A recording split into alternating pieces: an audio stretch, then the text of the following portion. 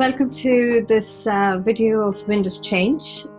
Thanks for being the physio expert for Wind of Change, and thanks for all your support. You are a very well-known physio, and you have a huge amount of experience for yourself. So just for our viewers, just if you could tell us a little bit about yourself and your practice, the types of clients you see and you come across on a day-to-day basis, and what are the types of methods you use to treat them? Okay, so I am a chartered physiotherapist. I graduated 25 years ago in Trinity College, Dublin, and since then I've worked in lots of different countries, including Ireland and the United States and others. I moved a lot because of my husband's work, so that's why we moved. We relocated back to Ireland 4 years ago, and at that time I set up my own private practice, where I am based now in Castleknock village, and that's going really well. So I see a lot of different conditions. Probably the most common condition I see is back pain. Yes. Followed quickly probably by neck pain. They'd be much for muchness. Headaches, quite common as well. And then you have kind of your sprains and strains. You know, it could be a sports injury, it could be an accident or a fall, it could be somebody even post-surgery, maybe after a fracture, sometimes people after knee replacements, hip replacements, young teenagers, sports related. And I also see a lot of people who are referred to me with chronic pain, such as fibromyalgia, and I work in areas that work a lot with a stress-related pain and emotional-related pain and trauma-related pain, and that's where we all get into the whole influence of the mind over the body and how that can influence the body. So it's quite varied. Yeah, okay, great. And I mean, what's the most common ailments are you seeing nowadays? Because we are all at sedentary jobs most of the time, and a lot of people are sitting in front of their computers or on the phone, like constantly using screens. And do you see any particular trends? Well, I do see a lot of people, a lot of clients who sit for a living. And this in itself is a problem. Yeah.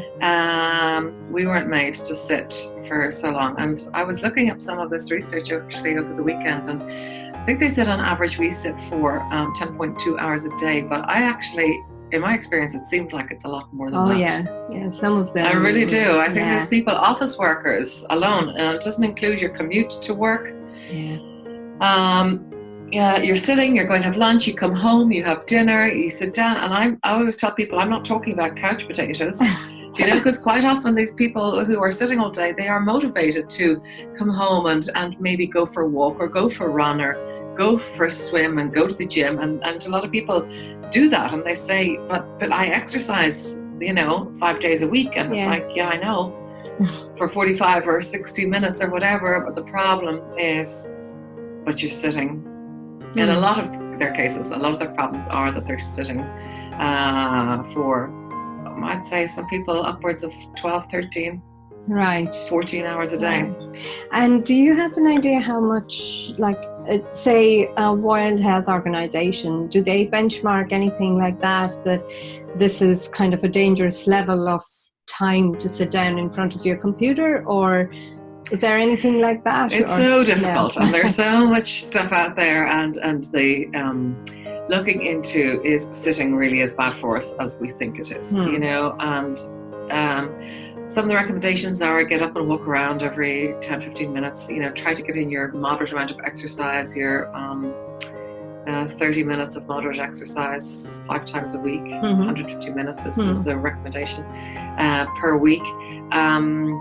With regard to, sitting and stuff, I mean, there's some scary statistics out there that says it increases your, sitting for a living increases your rate of your risk of cardiovascular disease. Yeah, It absolutely. increases your risk of diabetes. It Yeah. increases your risk of death, and it can be all a bit Yeah. morbid. Yeah. They're not saying sitting is the new smoking. Yes, I mean, and I think they're throwing that out an awful lot. But I don't think we can jump too much into that. Right. Because they're not comparing people who sit for a living and then subsequently exercise Yeah. Okay. to people who sit and don't. Right. Do you know what I mean? Yeah. Because one of the biggest things as well that sitting can do for us is increase our weight and our obesity. And is it more the obesity that's linked to cardiovascular disease and diabetes, or is it the sitting, or do they all go hand in hand? So it's just, there's a whole minefield out there. I mean, Right. people have to work, they have to commute. It can be difficult. Yeah. It's difficult to find the balance. It's not always easy to be able to get up, to stand up, to walk around. I often recommend to people, if you can stand up or walk while you're on the phone. Okay. Or more and more people are leaning towards stand-up desks. Yeah. Which I could see would have the benefit. I think the main benefit of that would be your posture. The stand-up desk. The stand-up desks, Right. yes. One of the other things I see, because quite often people with back pain, sitting aggravates their pain. Right. Yes. Yes. So maybe if you can stand, maybe even intermittently, that might help that. In the workplace also, you have to be concerned with what we call repetitive strain injuries. And there's a lot of people using a mouse a lot. Yes. You know, and that can cause pain with how the biomechanics of it. And then on top of that, then you have the concern about your workstation setup. More and more nowadays, people are working off laptops, or they're certainly going home and using laptops which are not set up as if you were to use a desktop. Do you know what I mean? At a desk that is built for you. A lot of people now, I'm hearing more and more people in the business world using mobile desks and rotating desks, like they don't have a designated desk in their workspace that they come in, and people share desks, and some people work from home sometimes, and so you're very much kind of traveling with all your gear, and then you're at a station that is not set up or designed for you. Right. You know, and my chair and your chair would be different. And on my desk height and your desk height would be different. So all of these things can come into play. People have neck and straining, and forward head position, putting strain on your neck, straining here. There's a multitude of things, but but office work in particular can just be quite detrimental to one's health. Yeah, I'm guilty of that. The other thing, a lot of the times I have seen, if somebody's working from home, they would use their laptop on their bed, or you know. We all do it at home as well. Or you come home, you put it, worse than that, you put it on the coffee table. Okay, yeah. You know, and you bend down and you lean forward like that, and yes, I think nowadays, I mean even 6, 7, 8 years ago, most people had a desktop at home. And it was in kind of the office area or something like that, whether you did your work, whether you booked flights, whether you looked things up online, or whether the kids did their homework, it was kind of in one set spot. Now everybody seems to just be going around with laptops and propping them up anywhere, wherever. You know, yes, so it's just not ideal, but it's all about the time you spend on it. It's more the thing. And so how much is an optimal time? I know I had some friends in Intel, and they had a reminder used to come up on their computer at a regular interval where the computer went blank. So, oh, really? It went blank? Okay. They were forced to do that.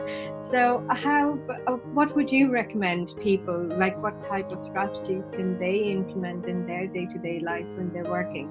I don't think, for where I come from originally, I don't think we can turn off the screens if somebody's in the middle of a trade. Oh, yes. But what would you recommend? Certainly if you're in an off situation where you can stand up and walk around, that would be great, at least about every 45 to 60 minutes. Right. At least, for about 5 minutes. If you can't as much, it's very simple, available everywhere online, stretches and things that you can be done at your desk. Right. Moving your head, your arms, your feet, your elbows, your back, sit down, stand up. But I think one of the most important things is to get up and go outside. Yeah. If you're working in an office environment, you need to get outside. If you have a short break in the morning, you want to maybe go get your coffee, but even bring your coffee with you, and even 5 or 10 minutes just walking. Walking outside is really going to be the best thing for you. Yeah. I mean, we say that it's also good for a morning kind of, even if it is for 10, 20 minutes, it's Yes. actually good for your Yes. sleep. It gets you the vitamin D, which we are all, most of us are or having deficient walking in. meetings. Exactly. Oh, that's a good idea, actually. Especially if you don't That's a good necessarily one. have to take notes and stuff like that, if you're catching up or chat. I've also heard of more office people going to standing up meetings. And I remember years ago, I used to work in a facility that had stand-up meetings. The primary reason for that is because she wanted us out of there in 10. It was a 10-minute morning meeting, and she's like, if you sit down, people tend to talk too much and lounge around and get distracted. Whereas if you have a stand-up meeting, you know, brilliant. And we just used to bring our just a clipboard, yes, and if you needed to take a couple of notes, and that was it. So I've heard of more people. There's two reasons behind it. A, because you're sitting all day, so maybe you get to stand, but B, it shortens the length of time of the meetings. Yes, so you want to get out. More efficient use of time. Oh, absolutely. Absolutely. That's brilliant. You've given us loads of tips, which is brilliant. The other thing, we were having a very interesting chat the other day in this clinic, when you were mentioning that people are sitting down for the whole day and then going and training in the evening, and you're seeing injuries and things happen there. So what are you seeing, and how that can be avoided? Again, if you could. Well, a lot of what you see, unfortunately, relates to our core muscles. And I know sometimes it can be boring talking about our core. We're all obsessed with our core and everything. But the problem is that sitting down will shut off your core muscles. And in particular, our diaphragm, which is our main breathing muscle, followed by our abdominals, so on, our hips, our glutes, our lower back. People want to be in these big, comfortable, supported, chairs, and they're all, pay a fortune for their office chairs. You shouldn't really be in a position where you're 100% supported all day, because if you are, then your hips, none of your core muscles are working, because the chair is doing more work. At times I tell people, go get yourself a small cheap chair, and there's nothing wrong with working and typing in an upright position without a back support. So your muscles should be working to support you up during the day, So sometimes people are sitting all day, then their muscles then start to shut down. They start breathing through up here because we're not expending a huge amount of energy. So instead of using our main breathing muscle here, we start using what we call our accessory muscles of respiration. We start using shallow breathing here.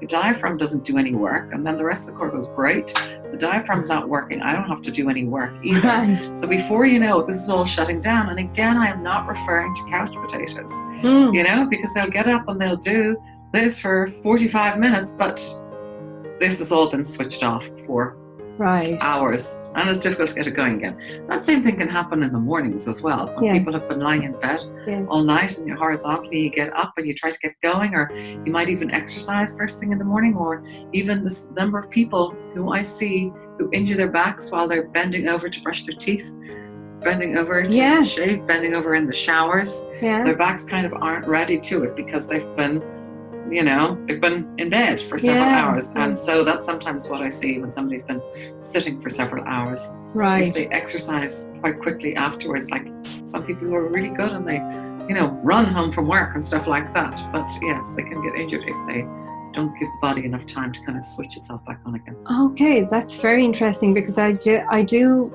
know of someone who hurt their back just trying to pick up a newspaper.